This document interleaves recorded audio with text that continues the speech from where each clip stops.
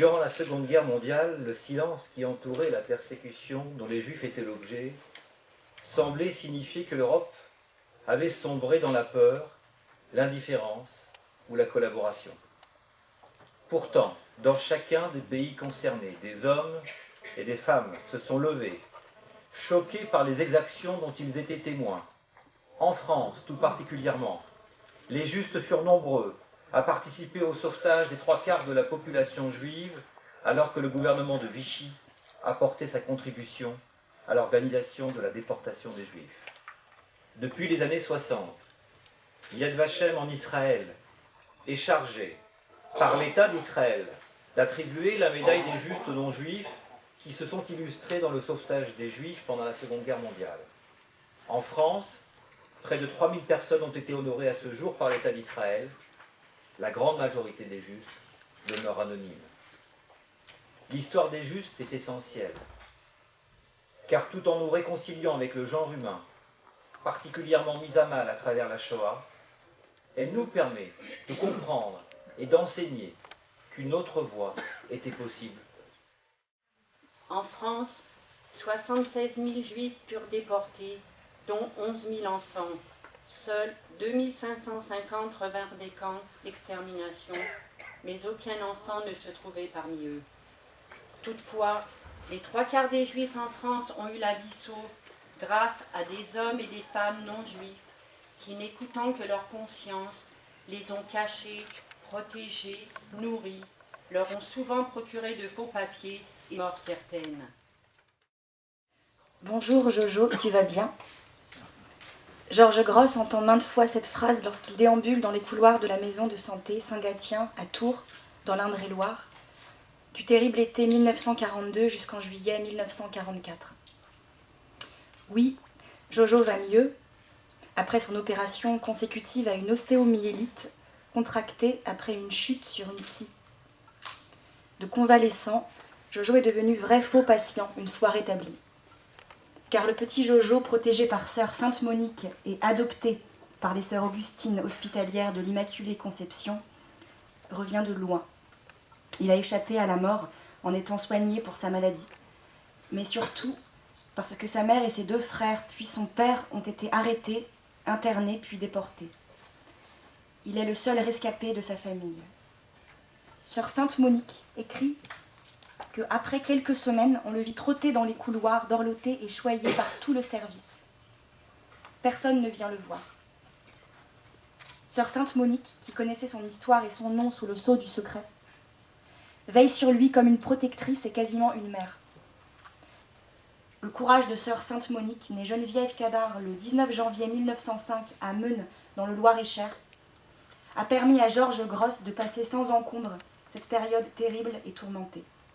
Sœur Sainte Monique est décédée en 1982. Quiconque sauve une âme, sauve l'univers tout entier. Cette phrase, tirée de la loi juive, explique l'importance que revêt pour le peuple juif le comportement exceptionnel qu'ont eu les justes durant la Deuxième Guerre mondiale. Les justes, au plus fort de cette période sombre qu'a connue la France, ont eu le courage de braver l'autorité, au péril de leur propre vie et de celle de leur famille, en sauvant des êtres humains dont le seul crime était d'être juifs. Ils l'ont fait avec leur âme, avec leur cœur, avec leur sang, car beaucoup y ont laissé la vie.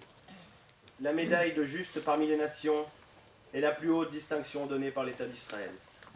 Elle est l'expression d'une gratitude profonde et d'une reconnaissance éternelle.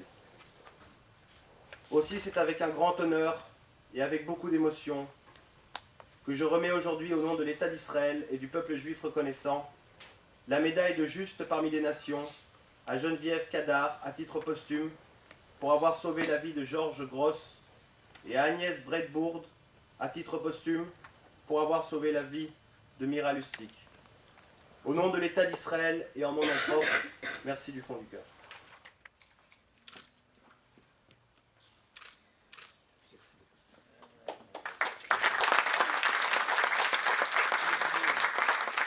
Si j'ai nommé en premier Georges, parmi les personnes auxquelles je viens de m'adresser, c'est parce que c'est grâce à lui que notre tante Geneviève Cadard est honorée aujourd'hui. Le petit Jojo, c'est ainsi que l'appelait notre tante et ses consoeurs Augustine. Il est arrivé, mourant, à la clinique Saint-Gatien à Tours à l'âge de 2 ans, un soir de l'été 42. Il y restait caché jusqu'à la libération. À l'âge de 17 ans, il est revenu se présenter à Sœur Sainte-Monique pour la remercier. La remercier de l'avoir soigné pour une grave ostéomyélite qui lui rongeait un tibia. La remercier aussi de l'avoir accueilli et caché au péril de sa vie à elle. En ce jour particulièrement émouvant, je voudrais remercier la congrégation des Sœurs Augustines de la clinique Saint-Gatien de Tours qui, comme Sœur Sainte-Monique, ont été présentes pour moi. Lorsque je suis arrivé à la clinique Saint-Gatien, j'étais un petit enfant très malade. Personne ne s'est posé de questions sur ma religion. Pour ces gens, j'étais un petit enfant comme tous les autres, mais un enfant en danger. J'étais malade et j'étais triste. Ma famille me manquait, je n'avais que 2 ans et demi. J'ai été très protégé et choyé. J'ai reçu beaucoup de tendresse et d'amour pendant cette terrible période de ma vie. C'est pourquoi aujourd'hui je suis très fier et très heureux que Sœur Sainte-Monique soit honorée juste parmi les nations, titre amplement mérité. Je voudrais profiter de cette cérémonie pour remercier toutes ces personnes qui sont restées dans l'ombre et qui ont répondu présent pendant cette terrible période de guerre. Et cela malgré les risques encourus pour eux-mêmes et leur entourage. Je voudrais aussi remercier l'archevêque de Tours. Je voudrais remercier M. Larry Zerer, représentant de l'ambassade d'Israël en France, ainsi que Yad Vashem, qui nous permet aujourd'hui de nous réunir en ce lieu de mémoire pour rendre cet hommage très particulier à Sœur Sainte-Monique, sans qui je ne serais pas avec vous aujourd'hui. Je vous en remercie du fond du cœur.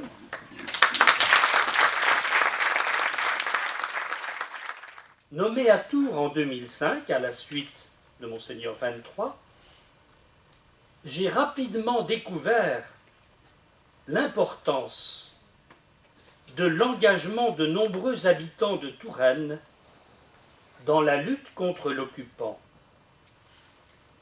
Et j'ai pu mesurer la place prise par de nombreux prêtres religieux, religieuses, dans cette lutte, aussi difficile et risquée que juste. Mère Sainte-Monique était de cette trempe. Elle n'a fait que ce qu'elle estimait être son devoir, et je suis heureux que cet hommage soit rendu à son engagement. Je suis heureux d'adresser à M. Cadard et à sa famille l'assurance de toute mon estime et de ma reconnaissance pour l'engagement courageux qui a été celui de sa tante et de toute la communauté. La présence de M. Georges Gross est pour nous tous bien au-delà de tout ce que nous pouvons dire. C'est un don de Dieu, grâce lui soit rendue. Je terminerai en remerciant du fond du cœur Yad Vashem pour son travail de recherche et de reconnaissance. Celles et ceux qui ont été reconnus comme justes n'ont recherché aucun brevet d'héroïsme. Ils n'ont recherché aucune distinction, mais nous ne pouvons que nous réjouir de voir que leur engagement est reconnu et que cet engagement reconnu est une invitation pour chacun à s'engager sur leurs traces. On m'a donné un badge quand j'étais enfant. On m'a donné un badge, ce que j'étais content. Je l'ai cousu, ce badge, à la place de mon cœur. Je l'ai cousu, ce badge, sur mon plus beau vêtement. Il était beau, ce badge, jaune et bordé de noir. Il était beau, ce badge, comme un astre vraiment.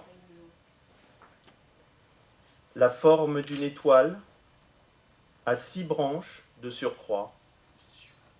La forme d'une étoile. Un mot écrit dedans. Un mot de 4 lettres. En caractères gras. Un mot de 4 lettres. Tordu comme des serpents. On avait marqué « juif » au centre, lisiblement. On avait marqué « juif » sur mon cœur de 7 ans. C'est un drôle de cadeau qu'on m'avait offert là. C'est un drôle de cadeau, un passeport étranger. J'ai failli aller loin, là où d'autres sont allés. J'ai failli aller loin et partir en fumée. Je l'ai toujours, ce badge, sur moi en cas de malheur. Je l'ai toujours, ce badge, gravé au même endroit.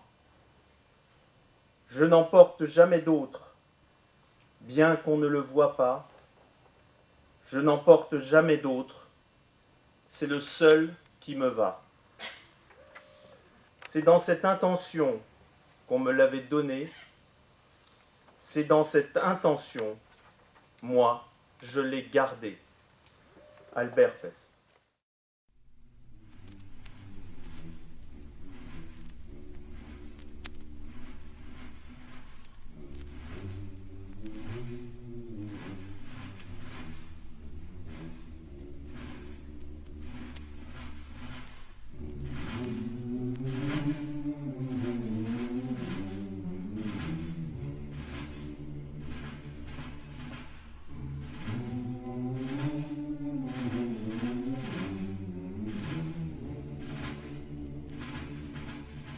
Amis, entendu le vol noir des corbeaux sur nos plaines. Amis, entendu les cris sourds du pays qu'on enchaîne. Oh, et partisans, ouvriers, paysans, c'est l'alarme. Ce soir, l'ennemi connaîtra le prix du sang et des larmes. Montez de la mine, descendez des collines, camarades. Sortez de la paille, les fusils, la mitraille, les grenades. Oh, et les tueurs à la balle et au couteau, tuez vite. Oh, et saboteur, attention à ton fardeau, dynamite. C'est nous qui brisons les barreaux des prisons pour nos frères. La haine à nous tous et la faim qui nous pousse, la misère.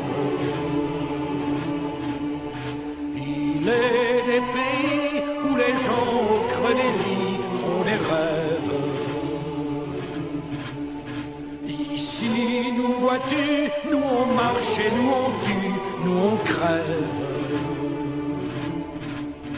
Ici, chacun sait ce qu'il veut, ce qu'il fait quand il passe. Ami, si tu tombes, un ami sort de l'ombre à ta place. Demain, du sang noir séchera au grand soleil sur les routes. Chantez, compagnons, dans la nuit, la liberté vous écoute. Amis, entends-tu le vol noir des corbeaux sur nos plaines? Amis, entends-tu les cris sourds du pays qu'on enchaîne? Oh, et partisans, ouvriers, paysans, c'est l'alarme.